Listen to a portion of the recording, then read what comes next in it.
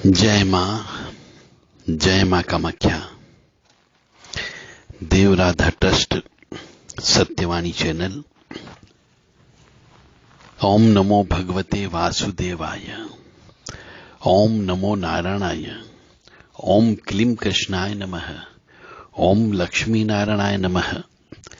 ओम महालक्ष्मे नमः। ओम श्रीं श्रिये नमः। ओम श्रीं ह्रीं श्रीं कमले कमलालय प्रसीद प्रसीद श्रीं ह्रीं श्रीं ओम महालक्ष्मी नमो नमः। कार्तिक मास में इन मंत्रों का जप अवश्य करना चाहिए, जिससे पापों का नाश होता है। महाभारत अनुशासन पर्व नामक एक किताब है। उसके अध्याय 106 के अनुसार जो लिखा हुआ है वह आप वैसा का वैसा ही हम आपके सामने पढ़ते हैं कि कार्तिकम तु नरो मासम यह कुर्यादेक भोजनम शूरश्च बहुभार्याश्च कीर्तिमाश्च जायते। इसका अर्थ यह है कि जो मनुष्य कार्तिक मास में एक समय भोजन करता है वह शूरवीर, अनेक भार्याओं से युक्त और कीर्तिमान होता है। इसीलिए कहा गया है कि कार्तिक महीने में 24 घंटे में एक बार एक निश्चित समय पर, समय परिवर्तन नहीं करना है, एक निश्चित समय पर आपको एक समय भोजन करना है। यदि आप कर लेते हैं तो निश्चित तौर से आपके पिछले जन्म के बहुत सारे पाप कर्मों का नाश हो जाता है। अब आज के जमाने में बहुत से वृद्ध व्यक्ति हैं जिनको शुगर की बीमारी हो गई है, ब्लड प्रेशर की बीमारी हो गई है, किडनी की प्रॉब्लम हो गई है, यूरिन से संबंधित प्रॉब्लम हो गई है, तो उन्हें गोली दवाई लेना पड़ती है। इसीलिए कहते हैं कि धर्म भी करना हो तो जवानी में कर लेना चाहिए, क्योंकि जैसे जैसे उम्र बढ़ती जाती है वैसे वैसे आपको ये व्रत उपवास से दूर रहना पड़ता है। तो जो मनुष्य जवान है, कोई बीमारी नहीं है, उन मनुष्यों को तो कार्तिक महीने में 24 घंटे में केवल एक बार कोई फल नहीं खाना चाहिए, कोई दूध जूस नहीं लेना चाहिए, कोई आलू चिप्स साबूदाना कुछ नहीं खाना चाहिए। तो कार्तिक मास के व्रत उपवास का महत्व है। एक टाइम भोजन करते हैं, उसमें भी बैगन और करेला बिल्कुल भी नहीं खाना चाहिए, ऐसा शास्त्र कहता है। महाभारत का अनुशासन पर्व नामक किताब की अध्याय नंबर 66 नंबर की जो है, उसमें लिखा है कि जो कार्तिक मास के शुक्ल पक्ष में अन्न का दान करता है वह दुर्गम संकट से पार हो जाता है और मरने के बाद में अक्षय सुख का भागी होता है। अक्षय सुख का मतलब ऐसा सुख जो कभी क्षय नहीं होता है। इसलिए कार्तिक के महीने में अन्न का दान करना चाहिए। अपनी श्रद्धा सामर्थ्य के अनुसार जितना हो सके आपको अन्न का दान देना चाहिए, जिससे आपके बहुत सारे कष्टों, बहुत सारे पिछले जन्म के संचित और प्रारब्ध कर्म के जो पाप कर्म हैं उनका नाश हो जाता है। अब हम आते हैं शिव पुराण के अनुसार। शिव पुराण क्या कहता है कि कार्तिक में गुड़ का दान करने से मधुर भोजन की प्राप्ति होती है। इसलिए कार्तिक के महीने में भिखारियों को, गरीब व्यक्तियों को, असहाय व्यक्तियों को गुड़ का दान देना चाहिए। ऐसे भी गुड़ का दान करने से सूर्य और मंगल दोनों अच्छे हो जाते हैं। और सूर्य जब अच्छा हो गया तो पिता का कारक है, और मंगल यदि अच्छा हो जाता है तो वो व्यक्ति में साहस भरता है आपके लिए। तो गुड़ का दान करने से आपको मधुर भोजन की प्राप्ति होती है। स्कंद पुराण के वैष्णव खंड के अनुसार उसमें जो लिखा हुआ है कि मासानाम कार्तिकः श्रेष्ठो देवानाम मधुसूदनः तीर्थ नारायणाख्यम ह्रीं त्रितयम दुर्लभम कलो। यानी कि मासों में कार्तिक मास, देवताओं में भगवान विष्णु और तीर्थों में नारायण तीर्थ, बद्रिकाश्रम श्रेष्ठ है। ये तीनों कलयुग में अत्यंत दुर्लभ है। इसलिए इस कलयुग में कार्तिक महीना यदि आया है तो इसका लाभ उठाना चाहिए। जिन मनुष्यों को जीवन में कष्ट की प्राप्ति ज्यादा हुई है, जिनने जीवन में कष्ट ही कष्ट देखा हो, जिनने जीवन में विवाह के बाद बहुत सी नारियों ने दुख ही दुख देखा है, उनके लिए यह बिल्कुल पक्की चीज है कि वह सवेरे कार्तिक मास का स्नान प्रारंभ करें, पूरे 1 महीने तक नियम धर्म का पालन करें।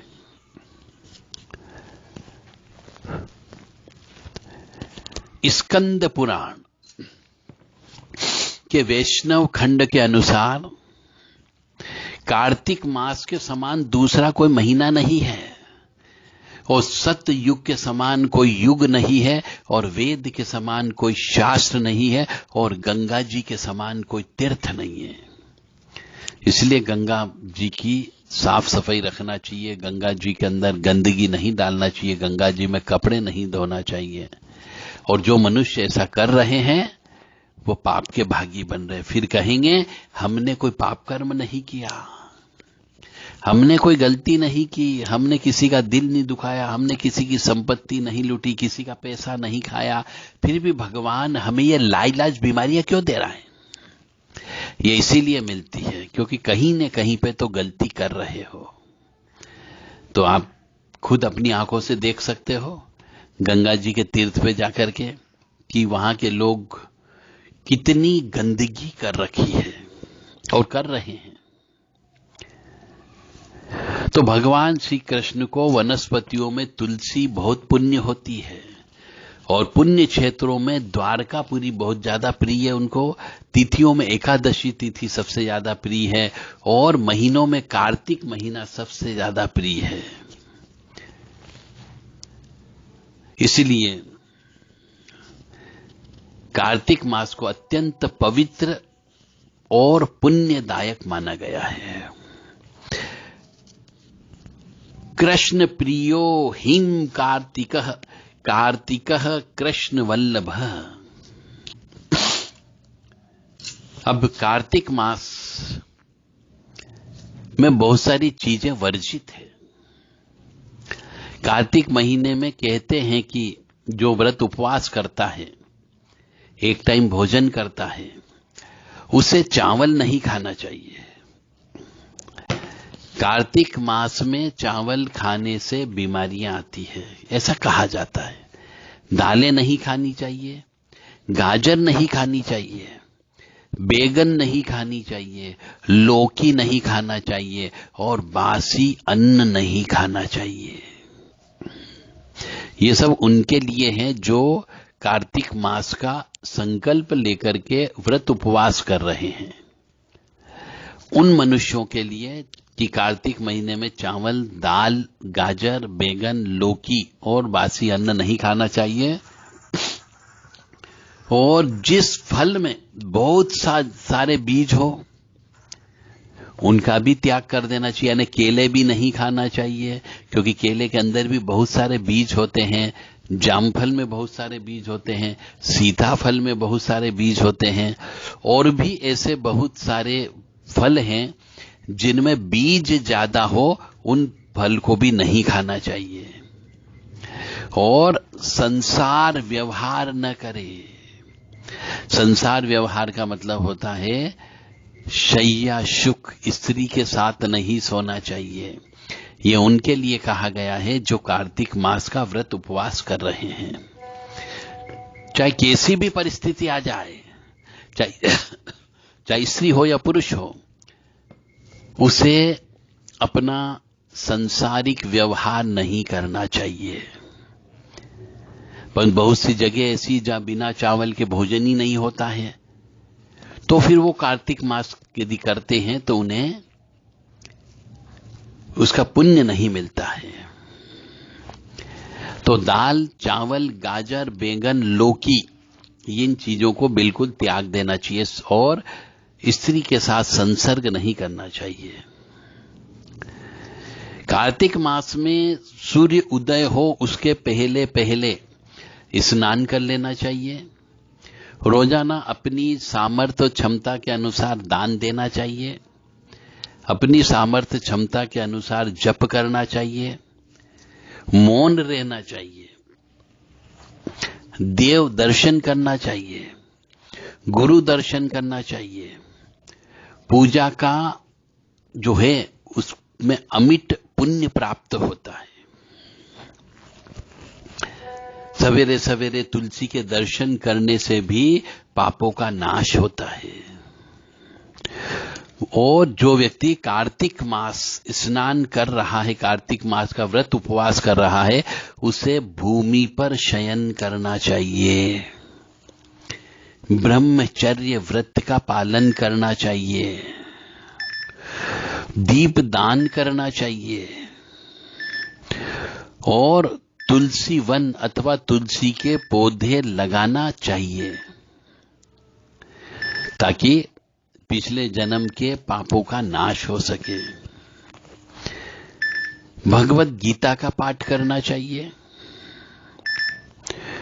और भगवत गीता का पाठ करके उसके अर्थ में अपने मन को लगाना चाहिए।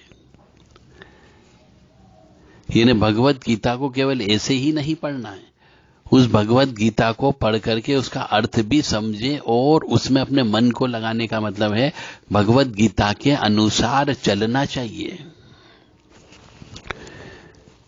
ब्रह्मा जी नारद जी से कहते हैं कि ऐसे व्यक्ति के पुण्यों का वर्णन महीनों तक भी नहीं किया जा सकता जो श्रीमद् भागवत गीता का पाठ करता है और उसके अर्थ में अपने मन को रमा लेता है। ऐसे में कई पिछले जन्म के पाप कर्मों का नाश हो जाता है।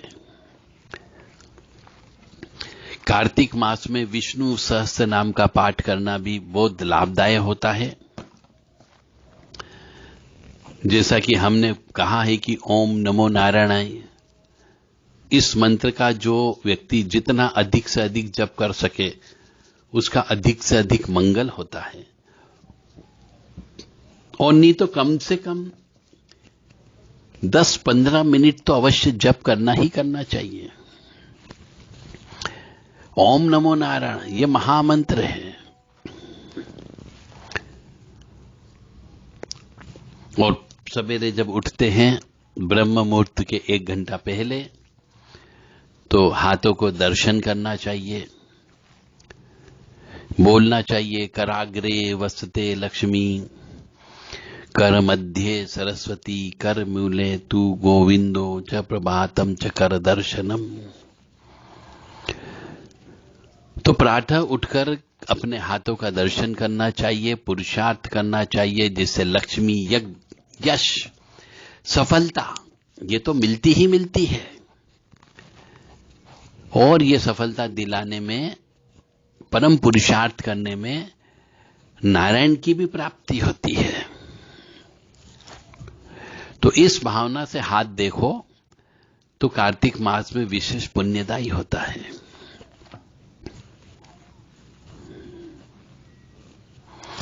सूर्योदय के पूर्व स्नान करना चाहिए।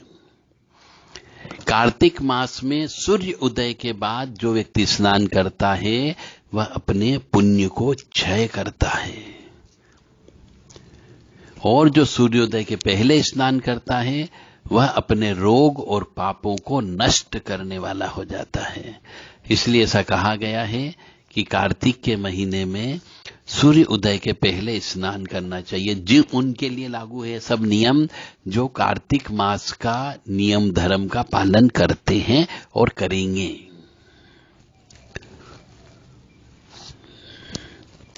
पूरे कार्तिक मास में स्नान करने से पापों का नाश होता है तथा भगवान में आसक्ति आती है और सुख दुख व अनुकूलता प्रतिकूलता में एक जैसा रहने के गुण विकसित हो जाते हैं। मतलब कार्तिक महीने की वर्णन करना एक तरीके से बहुत छोटे मुंह बड़ी बात होगी, इसलिए इसके बारे में जितना कहा जाए उतना कम है। कार्तिक का महीना यानी अपने पिछले जन्म के असंख्य पापों का नाश करना, पापों का शमन करना। तो जो मनुष्य इस जीवन में जिंदगी भर जिसने कष्ट देखा हो, धन नहीं देखा हो, सुख नहीं देखा हो, दौलत नहीं देखी हो, ऐसे मनुष्यों को कार्तिक स्नान करना ही करना चाहिए। और कार्तिक मास में नदी में स्नान करना चाहिए। नदी नहीं हो तो तालाब में स्नान करना चाहिए, और यदि तालाब भी नहीं हो तो कुएं से इस कुएं का पानी ला करके स्नान करना चाहिए, और कुआं भी नहीं हो, बावड़ी भी नहीं हो तो फिर ठंडे पानी से स्नान करना चाहिए। गर्म पानी का प्रयोग नहीं किया जाता है। बहुत सी जगह देखा गया है कि कार्तिक मास में सुबह जल्दी 4 बजे उठ करके स्नान करते हैं, उसके बाद में एक जगह इकट्ठी होकर के बहुत सारे महिलाएं भजन कीर्तन भी करती ब्रह्म मुहूर्त में। सूर्योदय के पहले स्नान करने से पुण्यदायी ऊर्जा बनती है शरीर में, और पाप नाशिनी की मति आती है। तो कार्तिक मास का अभी तक भी जिसने संकल्प नहीं लिया हो वह संकल्प ले ले, और कल से ही कार्तिक स्नान करना प्रारंभ करें। नियम धर्म जो हमने बताए उनका पालन करें। ये सब जो नियम धर्म बोले हैं ये सब शास्त्र में वर्णित है।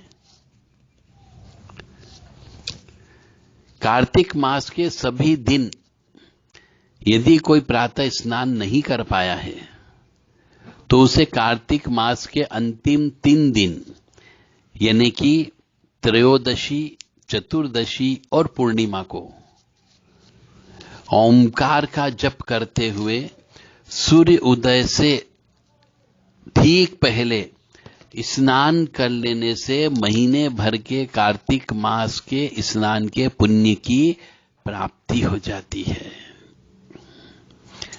इसलिए अगर पूरे महीने नहीं कर पाए कोई व्यक्ति तो कम से कम 3 दिन तो ये स्नान कर ही लेना चाहिए, ऐसा शास्त्र कहता, तो भी पूरे कार्तिक मास का पुण्य प्राप्त होता है। कार्तिक मास ऐसे तो जो स्नान है वह शरद पूर्णिमा के दिन से ही प्रारंभ हो जाता है। कार्तिक का महीना भगवान विष्णु और मां लक्ष्मी को समर्पित है। तो जिनके जीवन में हमेशा धन की कमी रही है, जो हमेशा धन के लिए मोहताज रहा है, जो वर्तमान में भयंकर ऋणी अवस्था में है, उनके लिए पति पत्नी दोनों को मिलकर के, और परिवार के यदि सदस्य जवान हैं, 11 साल या 12 साल से बड़े हैं, तो उन सब मनुष्यों को मिलकर के कार्तिक स्नान करना चाहिए और भगवान श्री हरि विष्णु और लक्ष्मी जी की पूरे कार्तिक के महीने में सेवा करना चाहिए, जप करना चाहिए, हवन करना चाहिए, और पूर्ण रूप से सात्विक रूप से रहे। लहसुन, प्याज, गरिष्ठ भोजन इनसे दूर रहना है, और एक समय भोजन करना चाहिए, एक निश्चित समय पे 24 घंटे में एक बार। फिर उसके अलावा शरीर के अंदर कुछ नहीं जाना चाहिए। ये कार्तिक मास जो है पुण्य का मास है, पुण्य कमाने का मास है, पुण्य कमाने का समय है। हमारे कुछ प्राचीन कथाएं भी हैं इस संबंध में। तो ऐसा कहा जाता है कि इस महीने में भगवान श्री हरि विष्णु इस महीने में मत्स्य रूप में जल में वास करते हैं, मतलब मछली रूप में जल में वास करते हैं, जबकि उनका वामन अवतार पाताल में निवास करता है। इसीलिए गंगा तट पर लोग कल्पवास भी करते हैं। कहते हैं, ऐसा शास्त्र में कहीं कहीं लिखा है कि जो कल्पवास करता है उन्हें पुनर्जन्म प्राप्त नहीं होता है। तो जो मनुष्य इस जीवन में, इस मनुष्य जीवन से परेशान हो गया हो, तंग आ गया हो, कष्टों पे कष्ट, कष्टों पे कष्ट उसने सहा हो, तो उसे कार्तिक मास का स्नान करने का व्रत उपवास करना चाहिए, ताकि उस और कहां पे रहे, गंगा जी के किनारे रहना चाहिए और वहीं पर ही रह करके अपने हाथ से स्वयं भोजन बना करके भोजन करना चाहिए और गंगा जी में स्नान करना चाहिए। एक समय भोजन करना चाहिए 24 घंटे में एक बार, तो उसको पुनर्जन्म नहीं होता है। तो आज भी हमारे यहाँ पे बहुत सारे तीर्थ ऐसे हैं जहां पर कार्तिक मेले लगते हैं और वहां पे बहुत से मनुष्य जाकर के रहते हैं पूरे महीने भर, जिसको कल्पवास कहा जाता है। तो यदि आप भी जाना चाहते हो तो कल्पवास करें, ताकि पुनर्जन्म न हो। जो भी कष्ट भोगना है यहां पे भोग लेंगे और जो पापों का क्षमन होना वो सब क्षमन हो जाएगा। कार्तिक महीने में मनुष्य को दीप दान ज्यादा से ज्यादा करना चाहिए। दीप दान का मतलब हो गया आकाश के नीचे दीपक प्रज्वलित करना चाहिए सूर्यास्त के समय पे। इस महीने में भगवान श्री हरि विष्णु, माता लक्ष्मी, यमदेव, पीपल देव, तुलसी माता के समक्ष दीप जलाने से सभी तरह के संकटों से मुक्ति मिलती है। साथ ही घर में सुख शांति बनी रहती है। इसके अलावा जो लोग नदी में दीप प्रवाहित करते हैं उन्हें तो मोक्ष की प्राप्ति होती है।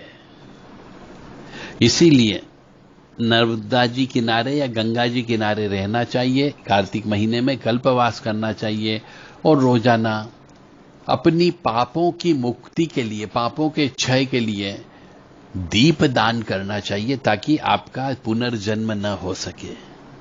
तो जो मनुष्य इस जीवन में, इस जिंदगी से परेशान हो गए हो या इस जीवन में उन्हें कुछ भी नहीं देखा हो, सुख क्या होता है या नहीं देखा हो, और इस आवागमन के चक्कर से मुक्त होना चाहते हो, तो ये कार्तिक महीना प्रारंभ हो चुका है। इस कार्तिक महीने में संकल्प लेकर के एक समय भोजन करके, गंगा जी के किनारे रह करके, जमीन पे सो करके, स्वयं के हाथ का बना हुआ एक समय भोजन करके आप अपने पापों का नाश कर सकते हो। जो पहले प्रतिबंधात्मक चीजें बताई उनका सेवन बिल्कुल भी नहीं करना है। चावल का सेवन नहीं करना है, दाल का सेवन नहीं करना है, बैगन का सेवन नहीं करना है।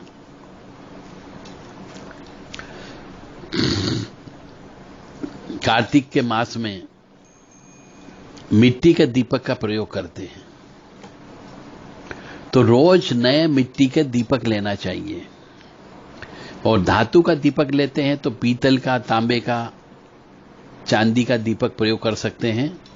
उसे रोजाना साफ करना चाहिए, मांजना चाहिए, शुद्ध करना चाहिए, फिर पुनः प्रयोग लेना चाहिए।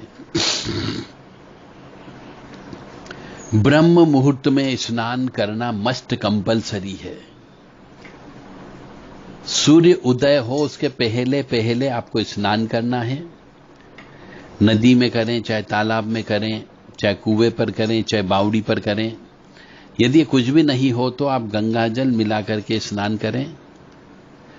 इस स्नान करना दूध के समान स्नान करने के बराबर पुण्य मिलता है। कार्तिक के महीने में लक्ष्मी स्तोत्र का पाठ करना चाहिए, क्योंकि यह श्री लक्ष्मी नारायण का ही महीना कहा जाता है। तो कार्तिक के महीने में लक्ष्मी स्तोत्र का पाठ करें। कनकधारा स्तोत्र का पाठ करें, विष्णु स्तोत्र का पाठ करें, विष्णु सहस्त्र नाम का पाठ करें, गोपाल सहस्त्र नाम का पाठ करें, रामचरितमानस का पाठ करें, श्री गीता जी का पाठ करें, भगवान श्री हरि के मंत्र का जप करें, उनका नाम लें। ये सब विशेष फलदायी होती है। जो भी हो, समय तो आपको काटना होगा, 1 महीने का समय भगवान का स्मरण करते हुए। तो इनमें से जो जो भी आप पढ़ सकते हो पढ़ें, ताकि आपके पापों का नाश हो सके। ऐसा करने से देह त्याग के बाद में उत्तम लोक में स्थान मिलता है, ऐसा शास्त्र कहता है।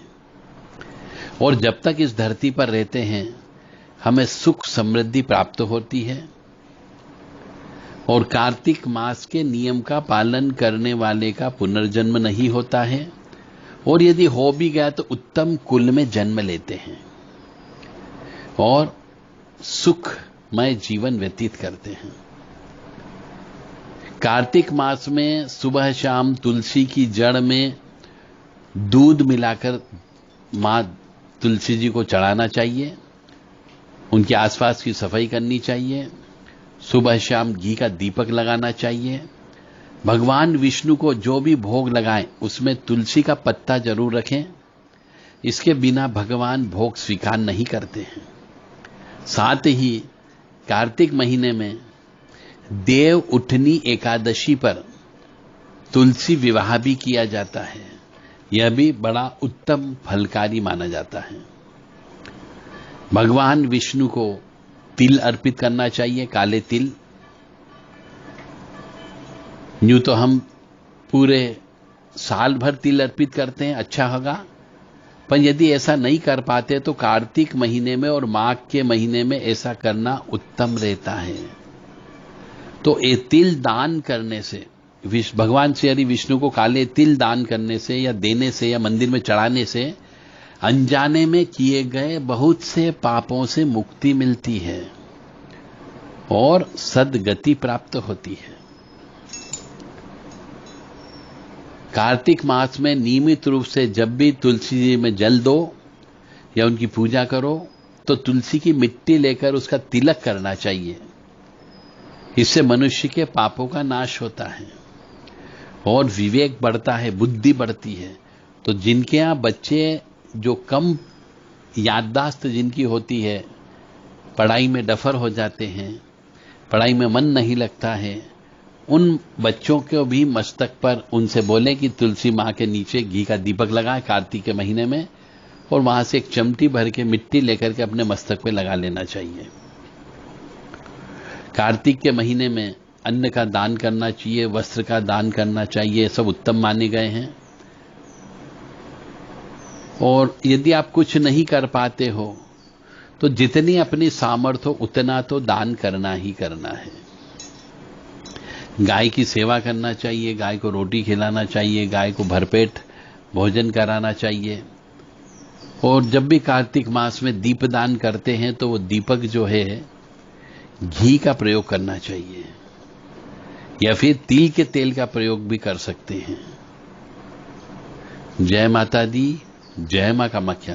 तो ये था कार्तिक मास का महत्व, और इसको करने से बहुत से मनुष्य सुखी हो सकते हैं। जिनको जीवन में कष्ट ही कष्ट देखा है, जिनकी बुद्धि खराब हो गई है, जिनका मस्तिष्क रोग है, जिनको बीमारियां ही बीमारियां हैं, जिनके यहाँ धन की कमी है, जिनके यहाँ लक्ष्मी जी की कमी है, जिनके यहाँ सुख समृद्धि शांति नहीं है, पूरे परिवार को मिल करके एक साथ कार्तिक स्नान करना चाहिए, जप करना चाहिए, तप करना चाहिए, और गंगा जी किनारे रह करके ये सब करें तो बहुत जल्दी आपके जो समस्या है वो दूर हो सकती है। कोई बाबा कुछ नहीं कर सकता, कोई तांत्रिक कुछ नहीं कर सकता, कोई ओघड़ अघोरी ओझा भोपा कुछ नहीं कर सकता। इस मनुष्य शरीर को स्वयं तपाना पड़ता है। इसलिए मनुष्य को स्वयं भोजन करना चाहिए, एक समय भोजन करना चाहिए, निश्चित समय पे भोजन करना चाहिए।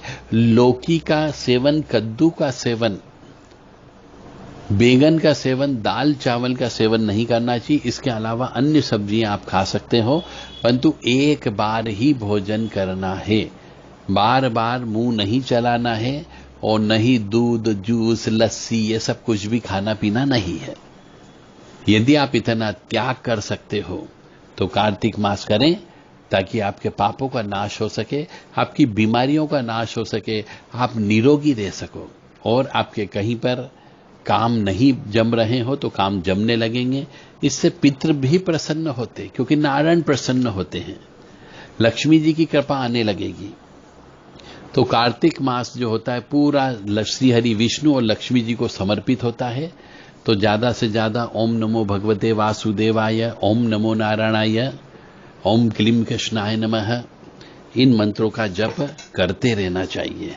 बाकी स्तुतियां तो श्री हरि विष्णु जी की और भी है, उन स्तुतियों को भी आप जप कर सकते हो।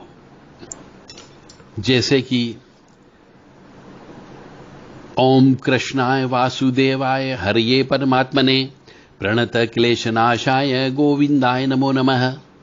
ये क्लेश नाश करने का मंत्र है, ये कार्तिक मास में जपना चाहिए। ओम कृष्णाय वासुदेवाय हरये परमात्मने प्रणत क्लेशनाशाय गोविंदाय नमो नमः। शांताकारं भुजंगशयनं पद्मनाभं सुरेश्वरं विश्वाधारं गगनसदृशं मेघवर्णं शुभांगं लक्ष्मीकान्तं कमलनयनं योगिभिः ध्यानगम्यं वन्दे विष्णु भवभयहरं सर्वलोकैकनाथम्। ओम पुंडरीकाक्षाय विद्महे गरुड़वाहनाय धीमहि तन्नो विष्णु प्रचोदयात्। राम रामेति रामेति रमे रामे मनोरमे सहस्रनाम तत्तुल्यं राम नाम वरानमे। हरे राम राम राम हरे हरे, हरे कृष्ण कृष्ण कृष्ण हरे हरे।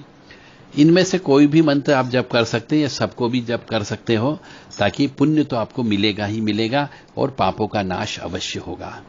जय माता दी, जय मां कामाख्या।